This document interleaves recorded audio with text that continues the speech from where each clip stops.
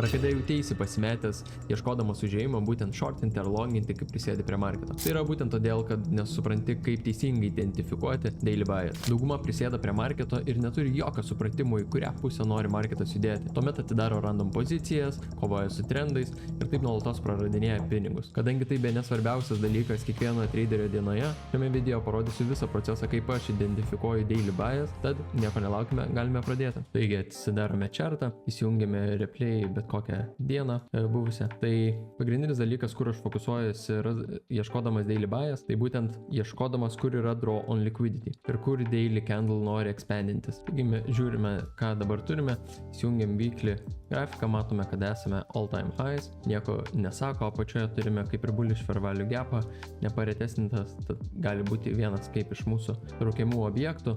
Žiūrint daily grafiką, tai apačioje mes turime sell side liquidity neprasweepinta, viršuje turime buy side liquidity manipulacija padaryta būtent šioje vietoje ir turime dar change in state, tad būtent šiuo atveju mes matome, kad apačioje turime sell side liquidity, kas gali būti vienas iš mūsų būtent draw on liquidity, tad pasižiūrim, įsijungiam dabar iš karto, kur mes esame, tad mano daily bias kaip ir būtų labiau bearish, turime čia neretestintą 4 valandų fair value gapą, tad galime pasižiūrėti, kaip mes pasielgsime, taip pat turime ir 4 valandų, tiksliau valandos čia ir matome, kad respektinam ir štai mes grįžome į 4 valandų fair value gapą, tai šioje vietoje būtent ieškočiau jau rejectiono į apačią, pažiūrėčiau pagal mano bias, kadangi esame bearish, tai būtent ir norėčiau matyti change in state į apačią, įsijungiam mažesnį time frame, kur jau ieškotume užėjimo,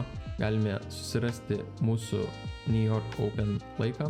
Na štai turime New York Open, vis dar esame bearish, overnight turėjome konsolidaciją būtent šiame bearish 4 valandų fair value gap'e, tad atsidarius naujai sesijai, būtent laukiu pakilimo į viršų, kad būtent išmušti visus, kurie shortina ir tuomet kritimo į apačią. Tai žiūrime, ką marketas daro, būtent atsidarius ant Open.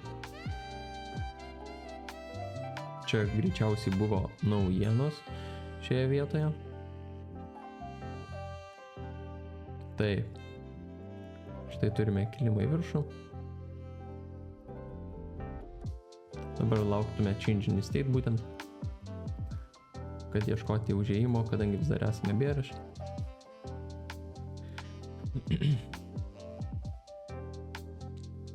Vis dar stebime marketą, šiuo atveju nieko neieškočiau, nebandyčiau spėlioti, kur nueis marketas. Na ir štai šioje vietoje būtent turime mes change in state į apačią su didesniu displacementu, tai būtent šioje vietoje aš atidaryčiau short poziciją, stopas ant mūsų highs ir kur mūsų target liquidity, tai būtų mūsų apačia, sell side liquidity, kuri vis dar rest. Na ir žiūrim, kaip marketas pasielgs būtent.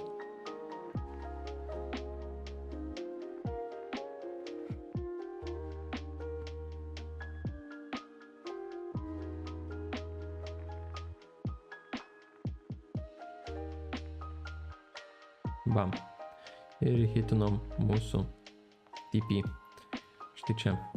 Vėlgi, kas nutinka, kai turime praklėrintą sell side liquidity, tuomet mano bias jau būtų bullish, nebent pasižiūrim dar, turime bullish fair value gapą, taip pat galime pasižiūrėti kaip tarp valandinio. Vėlgi matome, arba mes retestinsimės, bet valandinėme time frame turime change in state, kas mums dar duoda kaip identifikaciją, kad galime eiti ir žemiau, būtent į apačioje esantį sell side liquidity, būtent kuris nebuvo paimtas, ir galime ieškoti continuation būtent ir žiūrėti, ką marketas duoda kitą dieną.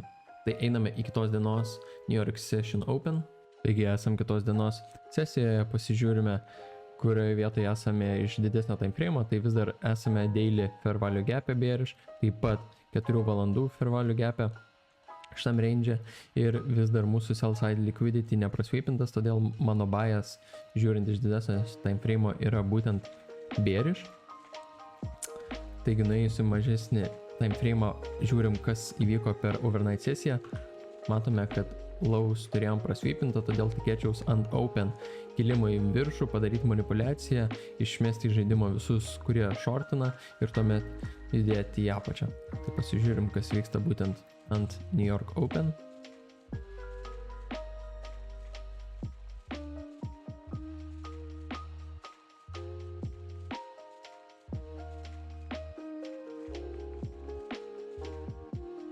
Bam. Buy side liquidity prasvipintas, tuomet dar duoda didesnį confirmationą man shortinti, kadangi mūsų sell side liquidity apačioje, galime nueiti į minutinį time frame, pasižiūrime. Buy side liquidity prasvipinta, internal buy side liquidity taip pat prasvipinta ir mūsų sell side liquidity būtų štai čia apačioje. Kaip internal gali būti pirmas TP, kadangi mes žiūrint iš didesnio time frame turime daug dar ir šioje vietoje neišvalyta, bet turime šioje vietoje ir bullish fair value gapą, kas gali veikti kaip ir mūsų atsimušimas kilimui į viršų, plus dar galime pasižiūrėti, tai būtų ties viduriuku ir mūsų šioje vietoje laukčiau būtent change in state. Bam, turime change in state, retestą į 1 minutės fair value gapą ir šioje vietoje labai aiškiai matosi short pozicija, tad šioje vietoje atidaryčiau poziciją, stopas at highs ir mūsų profitas ant sell side liquidity. Žiūrim, kaip suveiks marketas.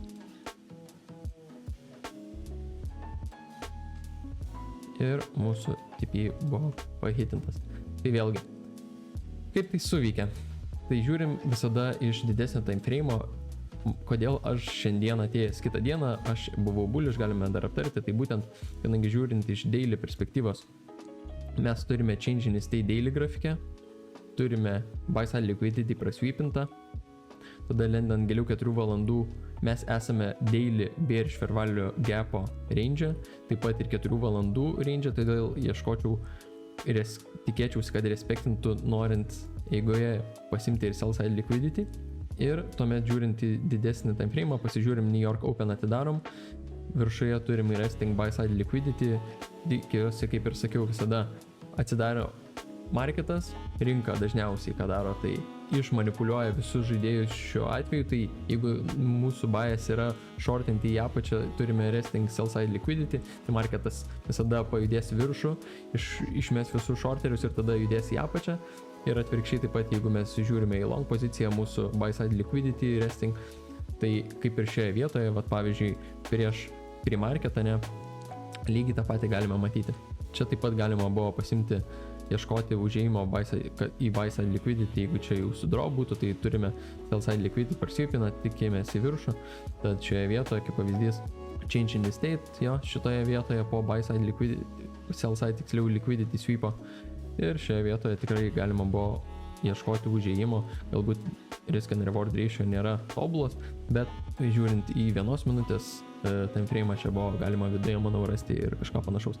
Turime didesnį time frame sulyginti su mažesnio time frame, kad ieškoti jau grinai entry ir galime pasižiūrėti, kaip pavyzdys, mes turime dar apačioje sell side liquidity iš didesnio time frame, būtent turime nepamiršti, kad esame ir bearish fair value gap'e, bullish fair value gap'e. Reakcija gali įvairi būti, bet pasižiūrim, kaip marketas vaikščias. Ir visgi nenuėjom šiuo atveju į ten, kur mums reikia. Pagrindinis dalykas, ką jums reikia suprasti, tai yra price action, manipulation ir draw on liquidity. Tai viskas, ko jums reikia, kad būtumėt profitable. Būtent matyti, kokia yra kondicija markete, susirasti manipulaciją prieš kylant į mūsų norimą draw on liquidity ir žinoma matyti draw on liquidity, ar tai sell side, ar tai buy side liquidity, kurie nebuvo pravalyti prieš market open. Taip pat visada pradėti žiūrėti nuo didesnio time frame ir sulyginti tik tais mažesniuose time frame'uose, kadangi jeigu dažnai žmonės pradedantieji pradeda iš karto lenda į 5 minučių time frame, į 15 į 1 minutės time frame, pamato kažkur liquidity, o čia draw ten change in state vos ne sekundinėse grafikose ir jau ten bando atidaryti, bet atsizumautinus mes galime matyti dažnų labai atveju, kad visiškai prieš mūsų bias yra, todėl labai svarbu turėti daily bias, kad sulyginant mažesniuose time frame'uose mes tik ieškotume entry po manipulacijos. Tai principė, kaip tai viskas turi atrodyti, tai įsivaizduokime, čia mūsų buy side liquidity, ne, marketas krenta į apačią, atsidaro marketas šioje vietoje, mes žiūrime kritimą į viršų ir tikimės tik būtent padarius manipulaciją, nuėjus į apačią, išmetus visus žmonės, kurie longino, čia būtent mūsų sell side liquidity internally presweepinta, ieškome tuomet change in state arba jeigu kiti atidarinėjat nuo fair value gap'o ir tik tuomet atidarinėjam poziciją ir žiūrime į viršų. Nes labai dažnu atveju, jeigu mūsų bias yra, kaip pavyzdys daily bias, yra buy side liquidity neprasweepintas, ant market open 90% žmonių būna išmesti ir praranda pinigus būtent, nes jie jau būna išmanipuliuojami. Todėl svarbu išlaukti to momento, kad būtent atsidaro marketas, įvyksta manipulacija, laukiam change in state, pasidaro change in state, turime didelį displacement, atidarome poziciją, ten kur mūsų drone liquidity, ten ir mūsų tik profitai. Dabar būna tokių situacijų, kai realiai price actionas nėra aiškus, mes ateiname į marketą ir realiai net nenutokiame, kur yra mūsų draw. Tai ir nereikia tuomet lysti į marketą. Mes negalime kiekvieną dieną žinoti, kur marketas eis. Kartais būna prastas price actionas, kartais tiesiog nematome mūsų aiškaus draw, tai ir nereikia lysti. Kai mes matome prieš akis savo setupą, tik tada ir įeiname. Mums nereikia forcinti ar spėlioti, kur marketas nueis. Mums geriau išlaukti to, ko mes turime sulaukti, o ne forcinti, būtent atidaryti tas pozicijas ir spėlioti, kad lygtis čia matau buy side liquidity resting. Atidarau poziciją, gaunu stopą. Galbūt mes esam dideliai konsolidacijai. Tai nespėliokit niekada, o būtent išlaukit to, ko turit išlaukti. Dabar ką aš noriu, kad jūs padarytumėt, tai būtent ateinančiom dienom įsijungti marketą būtent ant open, tai yra 16:30 būtent Lietuvos laiku, ir būtent stebėti, kur gali būti manipulacija, kur yra external draw on liquidity, ir būtent žiūrėti, kaip susialainina būtent mažesni time frame'ai su external draw. Marketas atsidaro ir, pavyzdžiui, mūsų draw yra buy side liquidity. Tai jūs stebėkite ir laukite, kur bus ta manipulacija, nes marketas paeiti į apačią, kad kiltų į viršų. Jeigu mūsų draw yra sell side liquidity, tuomet marketas turi pakilti į viršų, galbūt pravalyti buy side liquidity internally, kad pasiektų mūsų vėliau external sell side liquidity. Nereikia sėdėti visą dieną, ta prasme, prie marketo nuo jo atsidarimo ir ieškoti tos manipulacijos ar draw on liquidity.